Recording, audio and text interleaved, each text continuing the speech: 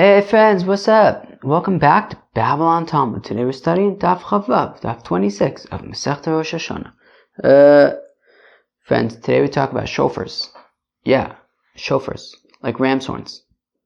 Well, that's a question, of course. Is it a ram's horn? Or maybe it's the horn of a wild goat.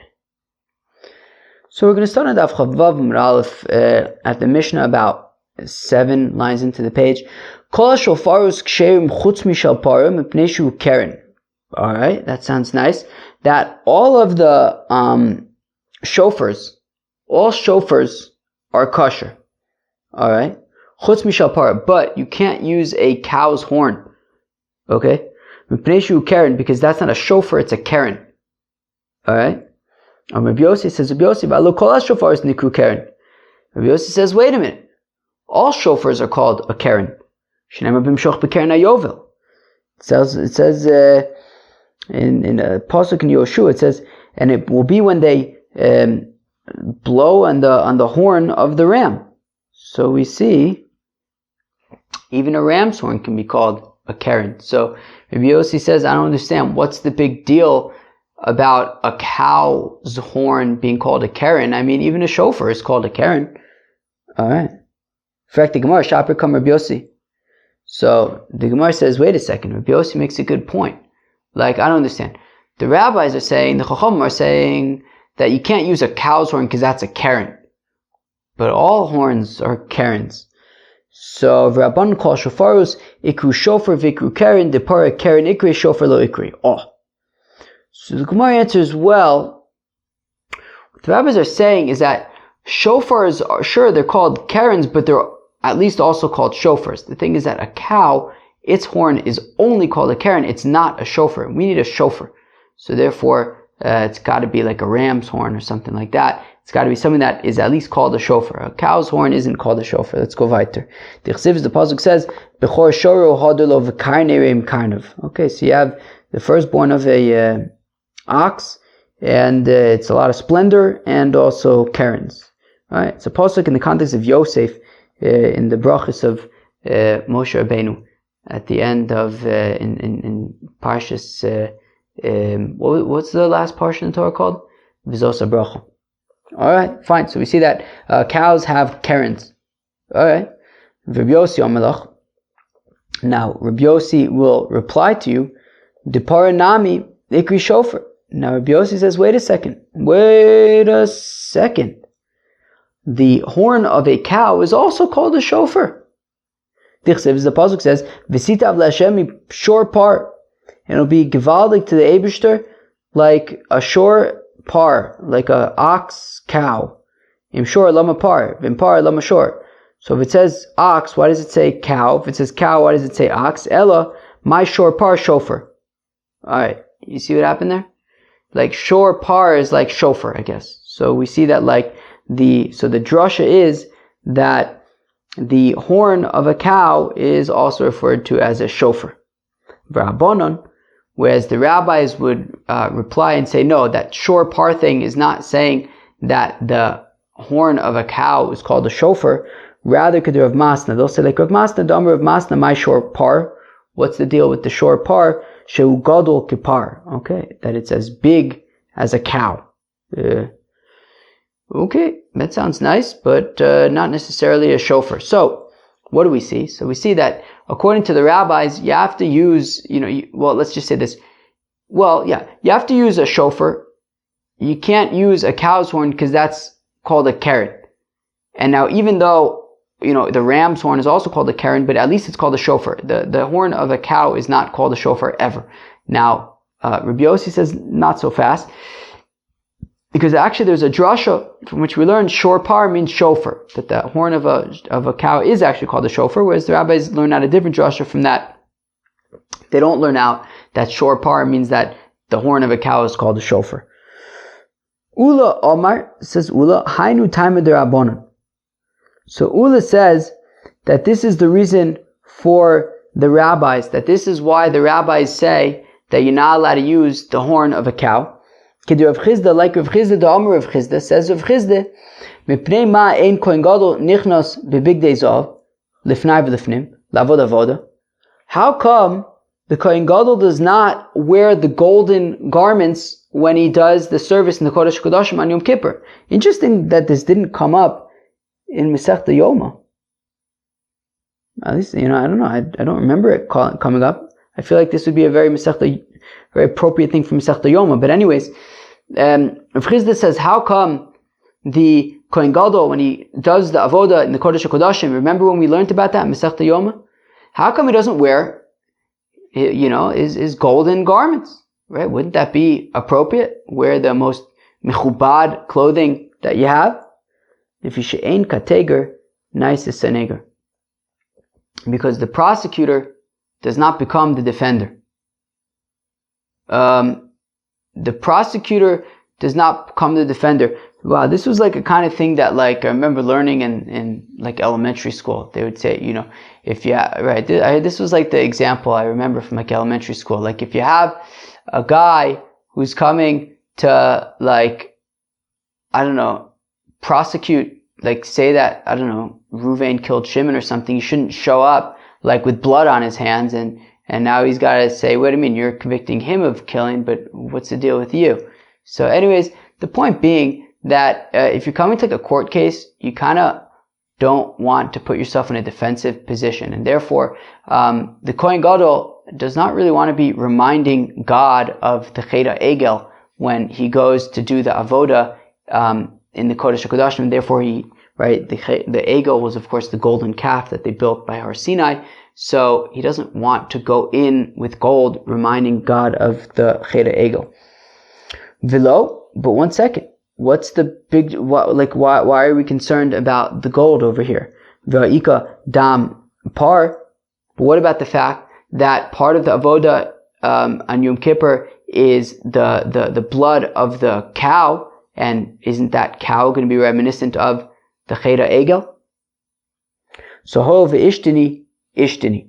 So since it's already changed, you kind of kill the cow and you're just using the blood, so it's not really such a big deal. Oh, sorry, and then just to tie it all up, so what's the point of Rav Chisda? Rav Chisda is saying that the Kohen Gadol doesn't go into the Kodesh Kodashim with the gold garments because we don't want to remind God at this very sort of critical point of the Cheda Egel. So also we don't want to use the horn of a cow, because again, we don't want to be blowing in the shofar with the horn of a cow. That's going to remind God potentially of the Cheda Egel. We just want to avoid that, so therefore we use a ram's horn.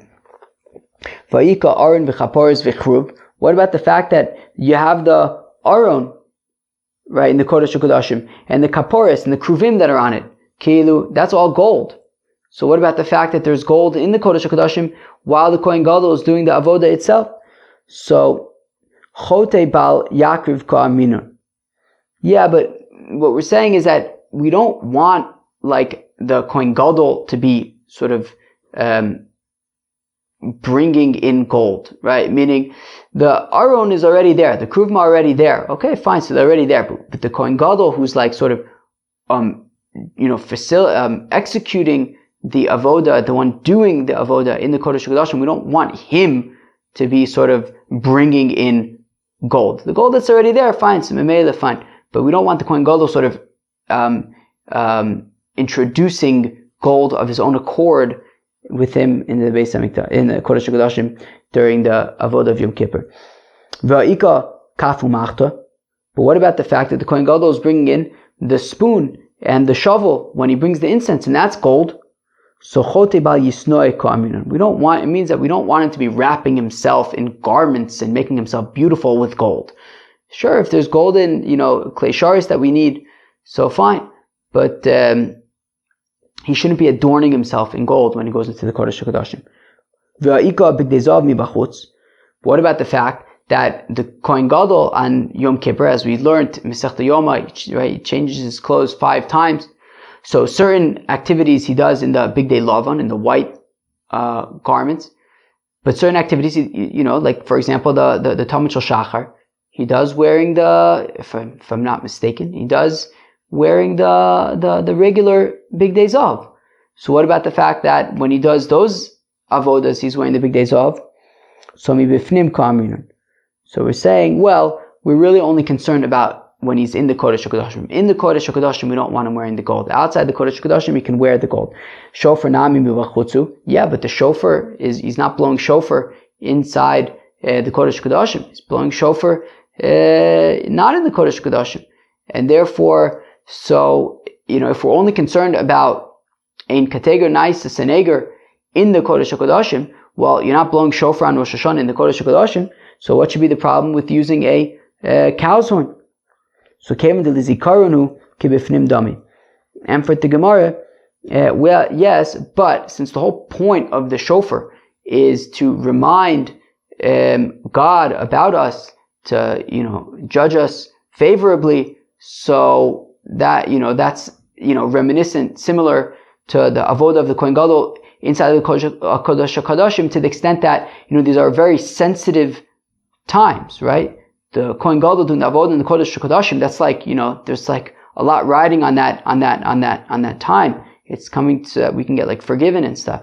So here also, if we want to remind God through the blowing of the shofar to like remember us favorably, so we're not going to want to use the horn of a cow, which might remind God of the Cheder Egel. So rather just use the ram of a horn, which maybe will remind God of better things like maybe Akedas Yitzchak or something like that, right? Didn't we see that recently? That why do we use a ram's horn to remember Akedas Yitzchak? So that seems more appropriate than to use sort of a cow's horn. But one second. Ula is all of a sudden saying that the reason why the rabbis say that we don't want you to use a cow's horn is because of ein kateger naisa seneger. But the Mishnah said a different reason. The Mishnah said we don't use a cow's horn because it's called a keren. So chada v'od kamer. So pshat is that the rabbis have two reasons for why you don't want to use the horn of a cow. Chada, they take a nice seneger. So number one, because we don't want the prosecutor to become the defender. We don't want that when we're, asking God for a good year, that all of a sudden we should be using a cow's horn, which reminds him of the Cheder Egel, and now we have to defend ourselves about the Cheder Egel. We just want to avoid that. The Od, and additionally, Mipneshu Keren, because it is a horn.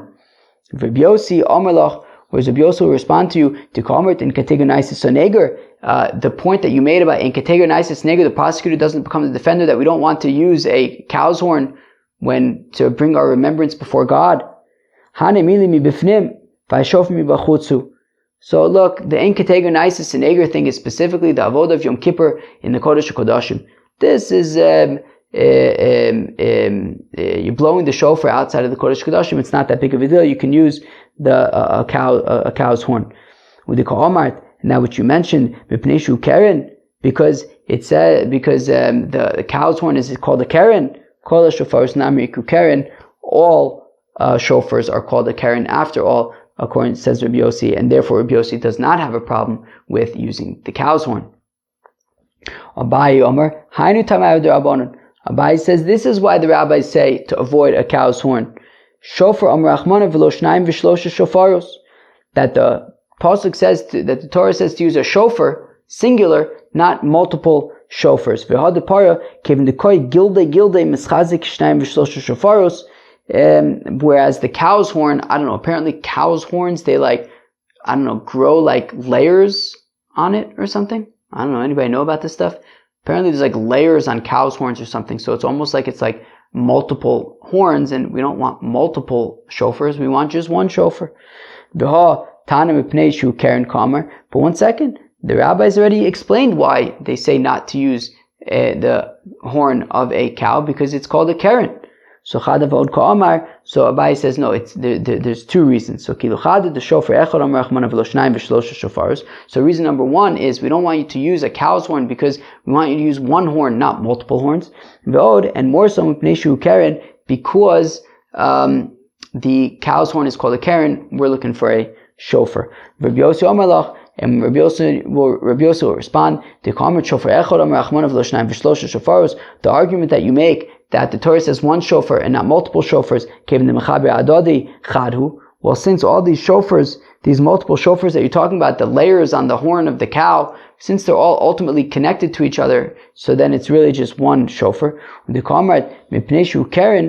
you're going to say, right, in your argument about the fact that the shofar, that the horn of a cow is called a keren, kol shofar is nami ekru keren. So all of the shofars are really called a keren anyways. Even the horn of a ram is also called a keren, as we saw from the pasuk in Yoshua when it says vayivim shoch bekeren ayovel. It will be when you blow on the horn of the ram. Now, frak the Gemara, my mashmad ayovel lishna dichru. How do you know that a yovel, when it says b'mshoch bekeren ayovel, how do you know that a yovel is a ram? So the Tanya, well, because we have a brayse. Amr Bakiva, what says Bakiva? Kshalachti la Arabia, when I went to Arabia. Are you calling the dichru yovel? All right, Darton in Arabia, they called a ram a yovel. So there you go. Clearly, a ram is a yovel. Amr Bakiva says Bakiva kshalachti le Galia, when I went to a place called Galia. Are you calling the nida galmuda? They would call a nida a galmuda. My galmuda, what's a galmuda? Gemula dami baila. Galmuda means that gemula dami baila, that this woman who's a nida right now is separated from her husband while she's a nida. Vamar Bakiva says Bakiva shalachti la Afriki, when I went to Africa. Are you calling the ma'a ksita? A ma'a, which is a certain coin of what's that called? How do you say money? Currency. Certain currency, or maybe just a coin of money or something. So they would call a ma'a a ksita, a manaf gemina. Who cares? The frushe mea ksita de oraisa mea danke. All right.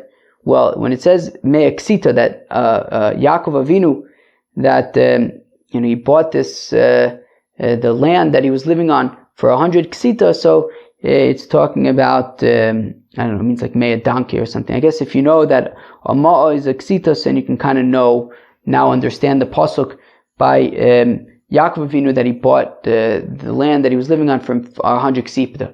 But what's that in dollars? What's it in shekels? I don't know. This doesn't help us that much, unless they can track sort of ksita to dollars. All right, but I don't see that. Maybe Tosfos talks about the conversion rates to dollars. All right, but I didn't look at Tosfos. Amr Rebbe says, Rebbe kshalachti l'karchei hayam, when I traveled to the cities of the sea, how you call mechira kira. All right, so they would say that mechira, selling, is kira. L'maynaf kamina, who cares? Lefusha asher karisili, that when Yaakov Avinu says asher karisili, that I karisid, it means that I bought there, I purchased it. All right. Amr B'Shim ben Lakish says, Rish Lakish kshalachti letchum Kain Nishraya, when I went to the border of Kain Nishraya, hayukorin lechala ninfi l'tanigol sechvi. They called a bride a ninfi and a rooster a sechvi. Lechala ninfi mikra. Where do we have a pasuk that the fact that we call a kala a ninfi, a bride a ninfi, matters? Yifeinof misos kol aretz. The pasuk says Yefeinof misos kol aretz. It means that this beautiful bride is the delight of the land. L'tanigol sechvi, it says that they call a rooster a sechvi. Amavuda amarab v'baisema Rabbi Shua ben Levi Mikra. What's the pasuk? Mishaz batuchos chachma, who places in the smoothness wisdom, or mi nasan l'sechvi vino, and who gives to a rooster understanding. Mishaz batuchos chachma elu klayos, the smooth ones here, right? Who put in the smooth ones wisdom? That's talking about the what are those things called? Kidneys. That the kidneys have wisdom. Or mi nasan l'sechvi vino zetarnagol, and who gave to the sechvi understanding? That is the rooster. That the rooster lemaise knows, like when it's the morning, and it's very, very special. Levi iklalau asra. Levi visited a certain place. Also gaver lekami, and a certain fellow came up to Levi. Omar le, and he said to Levi, kivaon planya, that so and so is a kivaon. Lo avayoda maika omar le. He didn't know what's a kivaon. Also shal be midrasha. So what did he do? He went to the Beis Hamedrash, and he asked in the Beis Hamedrash. I guess that was the Google of the time. If you needed to Google something, you basically went to the Beis Hamedrash and asked the Talmidei Chacham over there. So Amulei Gazlan. So they said to him in the Beis Hamedrash what he was saying. So this fellow came up to him and was saying that Ploni so and so is a thief. Gazlan Amalach. The pasuk says, "Ayikba adam elokim v'gomer." Will a fellow steal God? All right. Says Rav mi barnish Ravashi. If I was in Levi's shoes, Hava Amina, I would have said to him, well, Heichi kivacha, b'mai kivacha, b'mai kivacha. I would try to figure out what kivan planya means. A fellow went up to Levi, says kivan planya. So and so is a kivan. He didn't know what it was. So instead of trying to figure it out on his own, he went and asked in the Beis Hamedrash. So it says Rav mi barnish Ravashi. Well, if I was Levi, I would have just tried to figure it out on my own. Hava Amina, I would have said to this fellow, Heichi kivacha, how did he kivacha? B'mai kivacha, with what did he kivacha? V'amai kivacha, and why did he kivacha? U'memele hava yad'ina, and then I would have figured out, based on his answers, I would have been able to figure out, he's talking about a thief. Whereas, why didn't Levi probe like that? Because Levi thought that this fellow was saying something about arayos, saying something inappropriate, and he didn't really want to ask too many questions. Fine. Lo have yadei rabbanan my serugin. So the Mishnah says in Masechta Megillah that you're not allowed to read the Megillah serugin, and the rabbis say no. What's serugin? Shamua la amsud de Rebbe tichazasonu rabbanon tavu aile piske, and then they heard the maidservant who worked in the household of Rebbe, that when she saw that the rabbis were coming in like waves, some of the rabbis would come in, and then there would be a break, and then other rabbis would come in, and another lull. Amrlu ad mose atem nichnosin serugin, and she said to them, "Why are you coming in like these what are they called? Ebbs and flows and whatever. Why are you, you're coming in little bits? Why don't you all just come in at one time so that you can get the shir started?"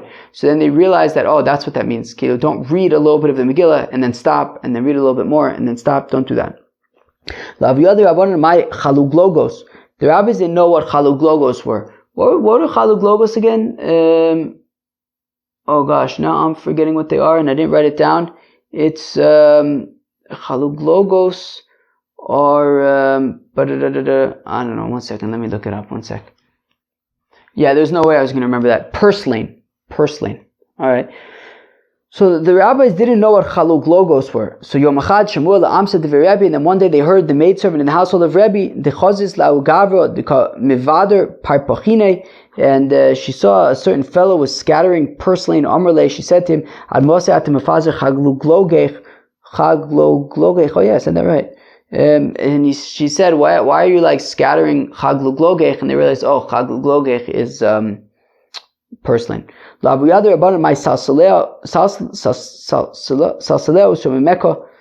rabbis didn't know what does the pasuk mean when it says salsaleo shomimeka. And then one time they heard the maidservant of the household of Rebbe that she was saying to a certain fellow, and he was curling his hair, and she said to him, when are you, why are you going to, I don't know, and to what point are you going to keep on curling your hair? So they realized, salsalea means to curl. So the point is, you should curl the Torah. You should, be in and out and moving around with the Torah, and it's going to raise you up.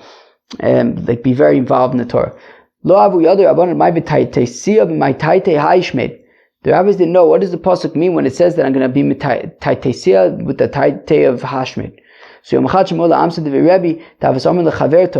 time they heard the maidservant in the household of Rebbe that she said to her colleague, Shakuli taitisa v'taite beisa. She said, well, why don't you chaparine a broom and sweep up? So they realized, okay, v'taitesia v'mataite hashmed means that I'm going to sweep you up with a very destructive broom.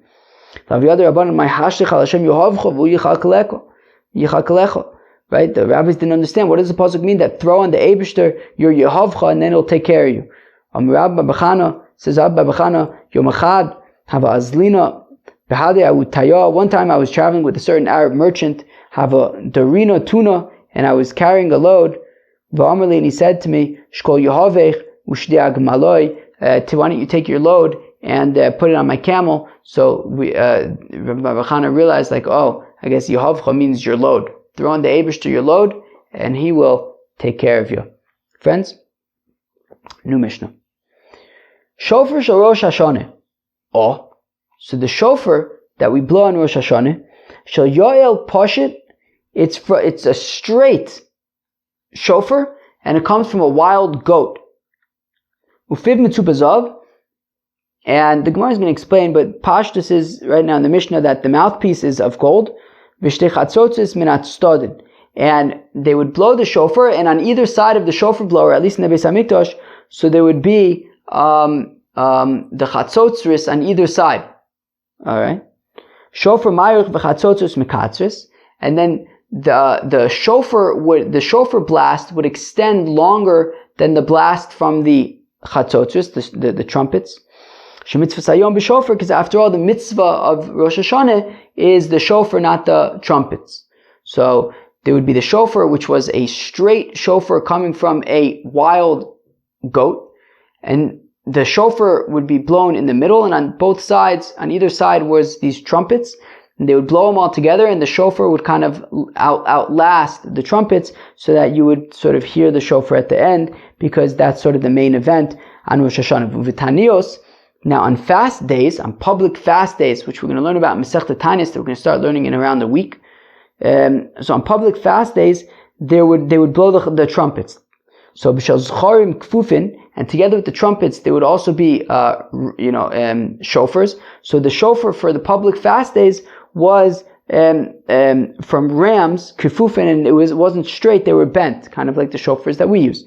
Ufian mitzupa kesef, and the mouthpiece was covered in silver. Now on the fast days, there were two trumpets in the middle, and the shofars were on either side of the trumpets. Shofar mekatzav v'chatzotzos marichos, and on the public fast days, the trumpet blasts would outlast the shofar blasts. Shemitzvah b'chatzotzos, because the mitzvah of the fast days, right, the main event, the main thing on the fast days was the trumpets rather than the shofars. On Yovel, as we learned the other week, that on Yom Kippur of Yovel, they would blow shofar. So the shofar that they would use the same shofar on the Yom Kippur of Yovel as they would use for Rosh Hashanah as well, which we said was a straight wild goat's horn. Vile brachos, and also on Yom Kippur of Yovel, there would be 9 brachos in Musaf, just like Rosh Hashanah. Generally on Yom Kippur, there are 7 brachos in Musaf, but on Yom Kippur of Yovel, there were 9, like on Rosh Hashanah. Rabbi Yehuda Omer says, Rabbi Yehuda Rosh Hashanah token b'shal zcharim of Yovelus b'shal ye'elim. Says Rabbi Yehuda that actually on Rosh Hashanah we use a ram's horn, which is what we do, and of Yovelus b'shal ye'elim. But on Yom Kippur of Yovel, they would use a straight wild goat's horn. All right, that sounds very nice. Says the Gemara, Omer Reb Levi, says Reb Levi, mitzvah Rosh Hashanah v'shal Yom Kippurim b'kfufin. So says Levi that actually the shofar that they would use on Rosh Hashanah and on the Yom Kippur of Yovel, b'kfufin, they were actually a ram's horn that was a bent ram's horn. V'shal kol Hashanah b'pshutin. And the rest of the year, i.e. on public fast days, they would use the wild goat's horn that was straight. Alright, fine. But one second, our Mishnah had said that the shofar of Rosh Hashanah was a straight wild goat's horn, not a bent ram's horn.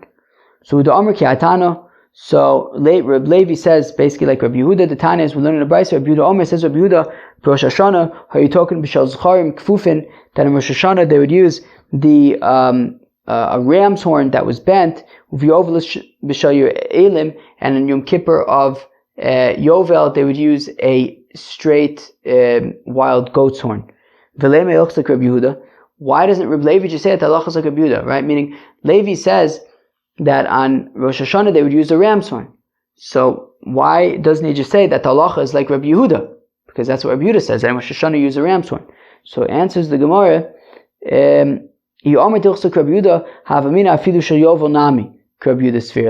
so well, if Levi would just say that the halacha is like Rabbi Yehuda, well, Rabbi Yehuda says two things. He says that on Rosh Hashanah you use a bent ram's horn, which Levi agrees with, but Levi says that also on Yom Kippur of Yovel you use the bent ram's horn.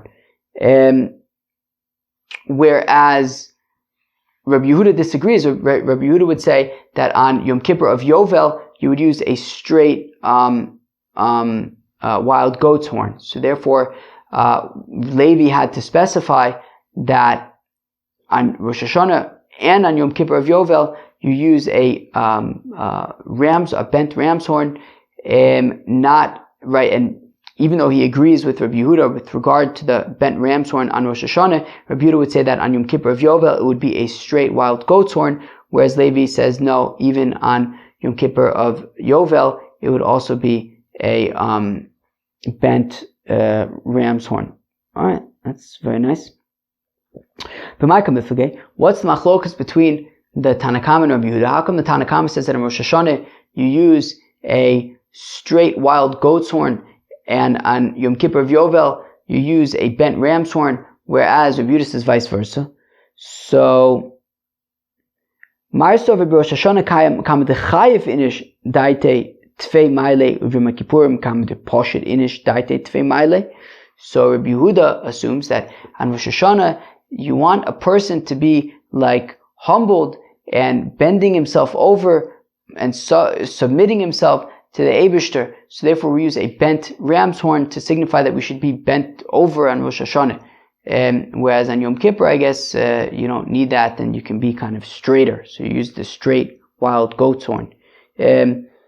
Umar Sover was the Tanna Kama, was Rosh Hashanah Kama the Poshet inish daite tvei maile, uvitanis Kama the Chayif inish daite tvei maile. Whereas Tanna Kama assumes that no, on Rosh Hashanah, better to kind of have your hands extended in prayer straight, and that's why they recommend using a straight wild goat's horn. Whereas on fast days, and I guess Yom Kippur included, of Yovel, you kind of want to submit and bend yourself over before the Eibishter. So that's why they say to use a bent ram's horn on Yom Kippur of Yovel. Well, friends, that was Daf Chavav Masechta Rosh Hashanah. So the first, so we had two Mishnahs in today's Daf.